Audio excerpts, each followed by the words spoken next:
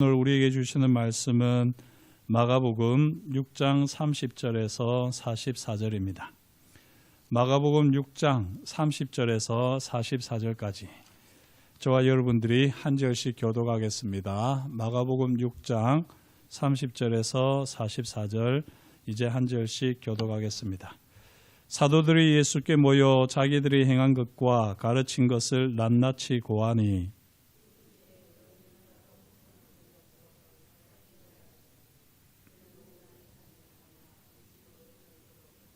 이에 배를 타고 따로 한적한 곳에 갈새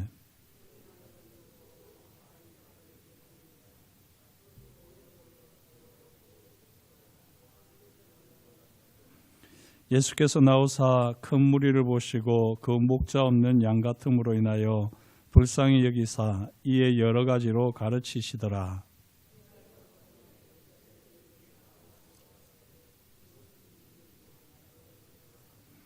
무리를 보내어 두루 촌과 마을로 가서 무엇을 사 먹게 하옵소서.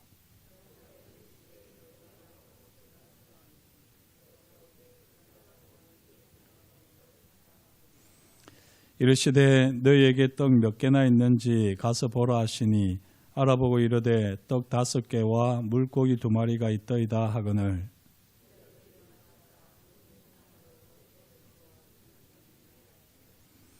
때로 100명씩 또는 50명씩 앉은지라.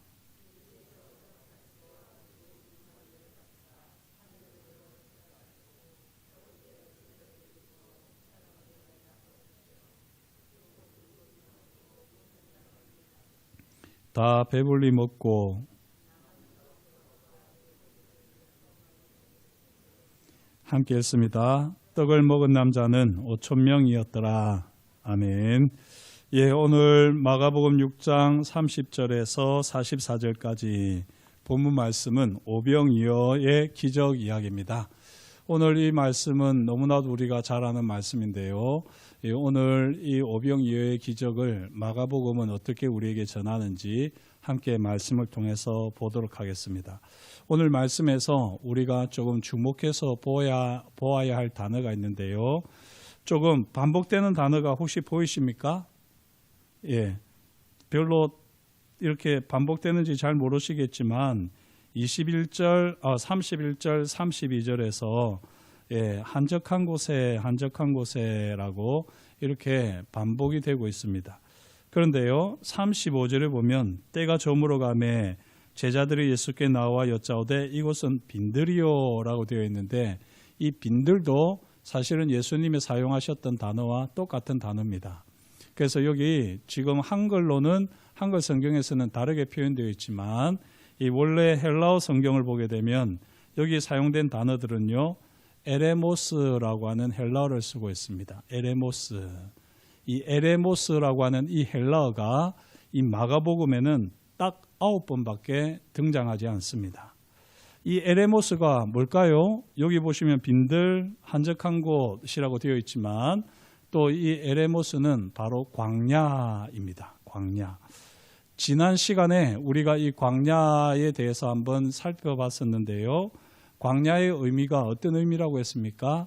양가의 의미가 있다. 양가의 의미가 있다라고 말씀을 드렸는데요. 광야는 고난의 장소, 시험과 시련의 장소로 우리가 이해를 하고 있습니다. 하지만 동시에 광야는 하나님을 만나는 장소, 하나님의 임재와 사랑을 경험하는 장소입니다. 마가복음에서는 이 두 가지 의미를 다 담아내고 있습니다. 특별히 이 말씀을 보게 되면 예수님 이전에는 광야가 어떤 의미이겠습니까? 고난의 장소, 시험과 시련의 장소의 이미지가 훨씬 더 좀 지배적이었습니다. 하지만 예수님께서 오셔서 이 광야의 본연의 이미지를 되살려내는 것이죠. 물론 광야는 이중적인 의미가 있습니다만 양가적인 이 이미지이지만 그러나 이 하나님을 만나는 장소, 하나님의 임재와 사랑을 경험하는 장소로서의 광야는 이제 좀 묻혀 있었던 것입니다. 그리고 사람들에게는 이 광야가 오히려 고난, 시험, 시련의 장소로 기억되고 있지만 바로 그것을 다시 주님께서 회복시키는 것입니다. 그게 이 마가복음에 등장하고 있다고 할 수 있습니다. 자, 마가복음에 이 광야 에레모스라고 하는 단어가 몇 번 나온다고요? 예, 까먹었죠 벌써? 9번 나옵니다. 감사합니다. 9번 나오는데요. 한번 찾아보겠습니다. 자, 1장 3절 찾아볼까요? 시간도 좀 많은데 이 말씀들은 제가 그냥 쭉 읽어드려도 되겠지만 그래도 한번 찾는 게 이 공부가 됩니다. 자, 이 마가복음에는 이게 간단하기 때문에 찾아보는 게 좋을 것 같습니다. 1장 3절 한번 같이 읽겠습니다. 광야에 외치는 자의 소리가 있어 이르되 너희는 주의 길을 준비하라. 그의 오실 길을 곧게 하라. 기록된 것과 같이. 지금 이사야서의 말씀이지요. 여기 광야는 어떤 의미일까요? 예, 여기서 말하는 광야는 양가적입니다. 예, 고난의 장소이기도 하지만 하나님을 만나는 장소이기도 합니다. 4절은 어떻습니까? 4절에 또 세례 요한이 광야에 이르러 죄사함을 받게 하는 회개의 세례를 전파하니라고 되어 있죠. 자, 이렇게 죄사함을 받게 하는 회개의 세례가 광야에서 베풀어졌다. 이것은 하나님을 만나는 장소가 아니겠습니까? 그죠? 이렇게 세례 요한이 와서 이 광야의 이미지를, 광야의 의미를 새롭게 하고 있는 것입니다. 자, 그리고 또 1장 12절에 사용되었는데요. 12절에 성령이 곧 예수를 광야로 몰아내신지라 되어 있습니다. 이때 광야는 어떤 곳일까요? 예, 고난과 시험과 시련의 장소지요. 예수님께서 광야로 몰아내셨다. 예, 이렇게 되어 있습니다. 그 13절에 보니까 1장 13절에 또 광야가 나오지요. 광야에서 40일을 계시면서 사탄에게 시험을 받으시며 들짐승과 함께 계시니 천사들이 수종들더라. 사탄에게 시험도 받으셨지만 천사들이 수종든 장소가 바로 광야입니다. 제가 이 13절 말씀을 통해서 광야는 양가적인 의미가 있다라고 말씀을 드렸습니다. 그리고요 1장 35절로 가서 또 광야가 나옵니다. 이제 여기서부터는 예수님의 본격적인 사역인데요. 1장 35절 자 같이 읽겠습니다. 새벽 아직도 밝기 전에 예수께서 일어나사 나가 한적한 곳으로 가서 거기서 기도하시더니 되어 있죠. 여기 한적한 곳이 바로 광야입니다. 이 광야는 어떤 곳이지요? 예, 하나님을 만나는 장소지요. 기도하는 가운데 하나님을 만나는 장소가 바로 이 한적한 곳 광야입니다. 또 광야가 어디에 나올까요? 45절 보시겠습니다. 45절 같이 한번 읽겠습니다. 그러나 그 사람이 나가서 이 일을 많이 전파하여 널리 퍼지게 하니 그러므로 예수께서 다시는 드러나게 동네에 들어가지 못하시고 오직 바깥 한적한 곳에 계셨으나 사방에서 사람들이 그에게로 나아오더라 라고 되어 있습니다. 자, 여기 한적한 곳은 어떤 곳입니까? 바로 하나님을 만나는 곳 아닙니까? 그죠? 예, 동네에 들어가지 못하시고 바깥 한적한 곳에 계셨다. 바로 하나님을 만나는 곳에 계셨다라고 볼 수가 있습니다. 이렇게 1장에요. 지금 몇 번 나왔습니까? 6번이나 나왔습니다. 6번이나. 6번이나 나오고 더 이 에레모스라고 하는 단어가 사용되지 않다가 이 마가복음 6장에서 에레모스라고 하는 단어가 사용되었는데요. 바로 오늘 본문에서 이 3번이나 등장한 것이죠. 그러면서 31절에서 봤었고 32절에서 봤었고 35절에서는 빈들로 나타나고 있는 것입니다. 자, 이제 이 에레모스, 광야, 한적한 곳이라고 하는 것이 어떤 의미인지 우리가 잘 살폈을 텐데요.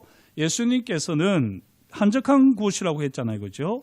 한적한 곳이라고 해서 광야라고 하는 뉘앙스에서 그 이중적인 의미에서도 특별히 하나님을 만나는 장소, 하나님의 영광과 또 하나님의 임재와 사랑을 경험하는 장소로서 이 지금 성경은 똑같은 단어 에레모스를 한적한 곳이라고 이 표현을 바꿔서 이야기했습니다. 자, 예수님은요 제자들에게 광야는 어떤 곳이냐? 세상에서 떨어져 하나님의 임재와 사랑을 경험하는 장소로 제자들이 경험할 수 있도록 지금 하고 계십니다. 예수님은 제자들이 광야에서 하나님의 임재와 사랑에 집중하면서 기도하며 쉼을 가지기를 바라시는 거죠. 우리가 앞에서 봤지 않습니까? 그죠? 그래서 한적한 곳에서 가셔서 기도하셨다. 그리고 또 이제 예수님께서는 동네 말고 바깥에 계시기도 하셨고요. 또 오늘 말씀을 보면 알 수 있지만 31절에서 한적한 곳에 가서 잠깐 쉬어라 이 되어 있습니다. 쉰다고 그냥 쉬는 것이 아니죠. 사실은 예수님이 한적한 곳에서 기도하시듯이 하나님의 임재와 하나님의 사랑을 경험하는 그 장소에서 기도하는 가운데 참된 쉼이 있음을 예수님이 직접 훈련하시는 겁니다. 하지만 제자들에게 이 광야 에레모스는 어떤 곳이지요? 바로 35절에 나왔듯이 빈들로 여기는 것입니다. 빈들로. 먹을 것도 없고 마실 것도 없는 허무와 공허가 난무하는 궁핍과 고난과 시련과 시험의 장소로밖에 제자들에게는 아직 경험되지 못하고 있는 것입니다. 이런 제자들에게 예수님께서는 광야는 양가적이지만 얼마든지 하나님의 임재와 사랑을 경험하는 장소임을 제자들이 경험할 수 있도록 이제 이 빈들이라고 하는 곳에서 아니다. 이 빈들은 바로 한적한 곳이고 바로 하나님의 임재와 사랑을 경험하는 곳이다. 너희의 그 허무한 마음, 너희의 그 공허한 마음, 궁핍과 고난, 시련과 시험밖에 생각하지 못하는 이곳에서 너희는 하나님의 임재와 사랑을 경험할 것이다 라고 하면서 주님이 베푸신 일이 바로 이 오병이어의 기적이라는 것입니다. 오병이어의 기적은요, 단순히 그 사건의 중요한 것이 아니라 지금 마가는 장소를 강조하고 있습니다. 오병이어의 기적을 통해서 우리가 있는 장소가 광야가 될 수도 있고 한적한 곳이 될 수도 있습니다. 다윗의 표현을 따르면 주의 성전이 될 수도 있는 것입니다. 저와 여러분들에게 인생은 어떻습니까? 우리의 삶의 자리는 어떻습니까? 공허와 허무가 난무한, 그래서 아무런 즐거움도 없고 기쁨도 없고 슬픔과 탄식밖에 없는 광야입니까? 시험과 시련의 장소입니까? 그렇지 않으면 하나님의 임재와 하나님의 사랑을 경험하는 성소가 되어집니까? 에레모스, 어떤 곳인지 오늘 말씀, 이렇게 예수님께서는 빈들로 여기고 있는 제자들에게 너희가 있는 곳은 빈들이 아니다. 다른 세상 사람들처럼 시험과 시련의 장소, 공허와 허무의 장소가 아니다. 이걸 깨우쳐 주시기 위해서 오병이어의 기적을 행하셨는데요. 그 내용은 잘 아시는 것 아닙니까? 보리떡 5개와 물고기 2마리로 장정만 5,000명을 먹이고요. 수많은 사람들을 먹이었던 놀라운 일입니다. 자, 여기서 처음 오병이어의 기적을 보기 전에 제자들이 보리떡 5개와 물고기 2마리를 보았을 때 그 빈들과 너무 어울리지 않습니까? 사람들이 많지만 그 빈들에서 모든 것이 공허한 겁니다. 사실 이 보리떡 5개와 물고기 2마리로 뭘 할 수 있겠습니까? 요한복음을 보면 그렇게 이야기하고 있는데 제자들의 공허함이 나타나는 거죠. 제자들의 허무함이 나타나는 거죠. 이 빈들에서 이것으로 무엇을 할 수 있겠습니까? 라고 제자들은 이야기를 하는 것입니다. 하지만 바로 그 광야에서 우리 주님께서 놀라운 일을 행하셨지 않습니까? 우리의 하나님은 없는 것에서 있는 것처럼, 마치 있는 것처럼 부르시는 창조주 하나님이심을 이 오병이어의 기적을 통해서 주님이 행하셨습니다. 보리떡 5개와 물고기 2마리로 주님께서 못하실 일이 뭐가 있겠습니까? 창조주 하나님이신 주님께서 놀라운 창조의 기적을 행하셨는데요. 그것이 바로 이 오병이어의 기적입니다. 이 오병이어의 기적을 통해서요, 하나님의 임재와 사랑을 충분히 경험하게 하셨습니다. 광야는 누군가에게는 공허와 공포, 시험과 시련의 장소에 불과하지요. 하지만 보리떡 5개와 물고기 2마리처럼 단지 한 소년의 도시락 정도밖에 되지 않는 양이라고 할지라도 믿음으로 치게 되면 우리 주님이 말씀하셨듯이 겨자씨만한 믿음이 있다면 광야는 주님을 만나는 장소, 하나님의 인재와 사랑을 경험하는 장소가 될 줄 믿습니다. 저와 여러분들이 우리 인생이 광야 아닙니까? 우리 인생이 광야인데 공허와 허무가 판을 치는, 그래서 온갖 시련과 시험으로 인해서 너무나도 지치고 힘겹기만 한 인생이라고 여겨지는 우리의 삶의 자리자리마다 우리가 겨자씨만한 믿음이 있다고 치면 반드시 하나님께서는 이 오병이어의 기적을 이루어 주실 줄 믿습니다.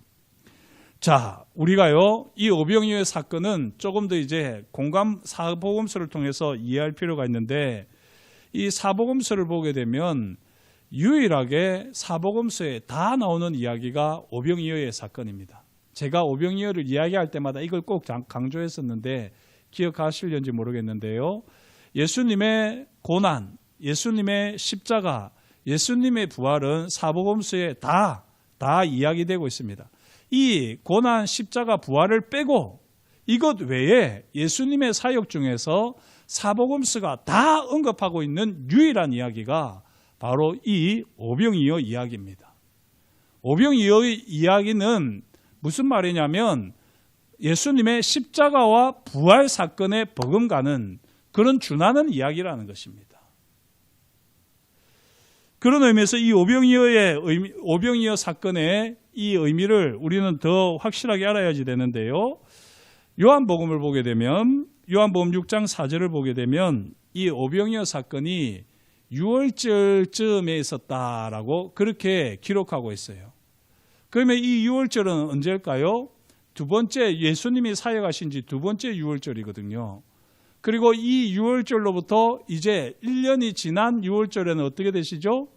예수님이 십자가에 달려 돌아가십니다. 예수님께서는 1년 후에 십자가에 달려 돌아가실 것을 미리 아시고 그 1년, 이제 딱 1년이 되는 시점에 이 오병이어 기적을 통해 가지고요, 예수님께서 생명의 떡이 되심을, 생명의 음료가 되심을 예수님께서는 선포하셨어요. 그래서 공관복음은 예수님의 십자가 죽음이 있는 그 6월절의 마지막 만찬을 이야기하고 있지만 요한복음은 마지막 만찬 이야기를 하지 않고 있습니다. 오히려 예수님께서는 그 마지막 만찬 때보다 더 진지하게 6월절에서 돌아가시기 1년 전에 오병이어 사건을 통해서 마지막 만찬에 준하는 말씀을 하셨다라고 요한복음에 기록을 하고 있습니다. 그래서 요한복음 6장을 숙제로 드릴 테니까 댁에 가셔서 천천히 읽어보십시오. 그러면 예수님께서 오병이어의 기적을 행하시면서 바로 내가 생명의 떡이다, 나를 먹지 않고는 영원히 살 자가 없다, 나는 생명의 음료다, 내 살과 피를 먹지 않으면 너희와 내가 상관이 없다, 나를 믿는 자는 나의 살과 피를 먹어야지 된다 라고 말씀하십니다. 이 말씀을 언제 하셨느냐? 오병이어 사건을 통해서 하셨다는 것이죠. 그래서 요한은 오병이어 사건과 십자가 사건을 같이 놓고 보는 거예요. 십자가 사건이 있기 전에 이미 오병이어 사건을 통해서 예수님께서 십자가 사건을 미리 선취하고 계시다는 겁니다. 이런 게 요한복음에 많이 나타나잖아요. 그죠? 요한복음 11장에 보면 나사로가 죽었다가 살아나지요. 그것은 부활이 아니라 소생입니다. 그러나 나사로가 죽었다가 살아나는 이 놀라운 사건은 예수님의 부활의 전조입니다. 선취입니다. 선취. 예수님이 죽은 자 가운데서 다시 살아날 것을 미리 사람들로 하여금 맛보게 하는 것이 바로 나사로의 다시 살아나는 거였거든요.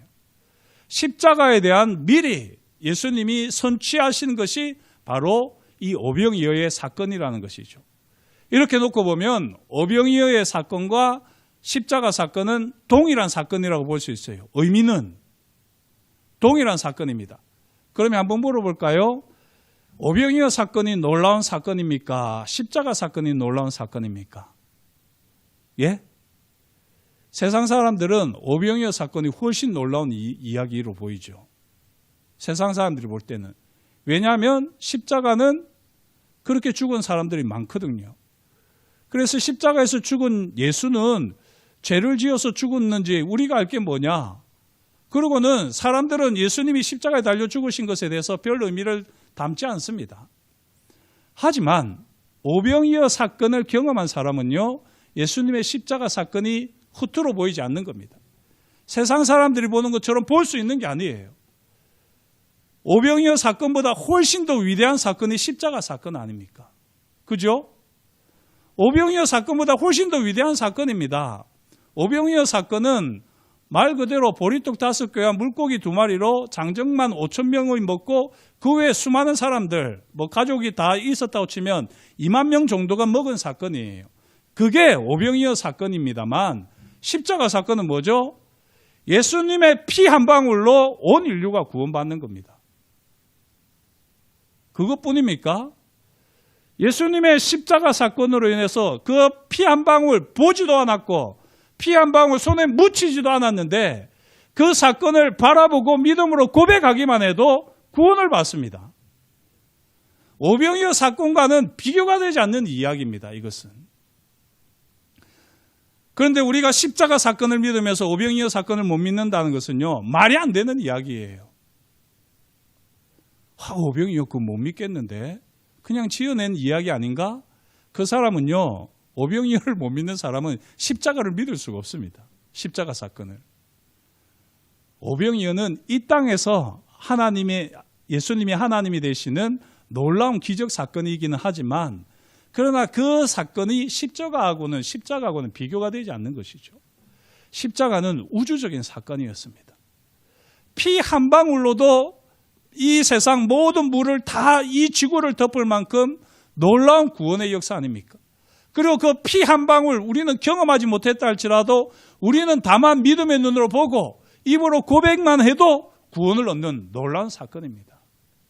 그런데 둘 다 똑같은 의미가 있는데요. 그 의미가 뭐죠? 인생길, 허무와 공허가 가득한 이 광야길, 에레모스.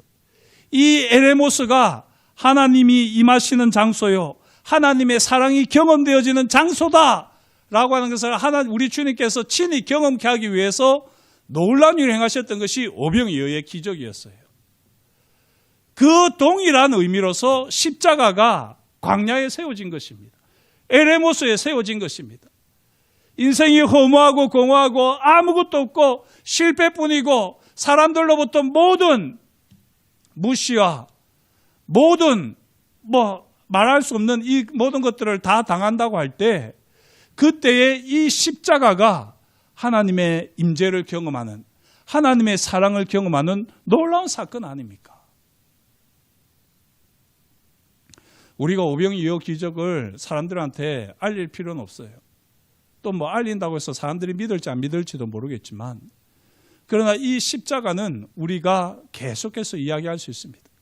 왜냐하면 주님이 십자가에 달려 돌아가신 이후부터 지금까지도 여전히 이 십자가는 효력이 있습니다. 그렇지 않습니까?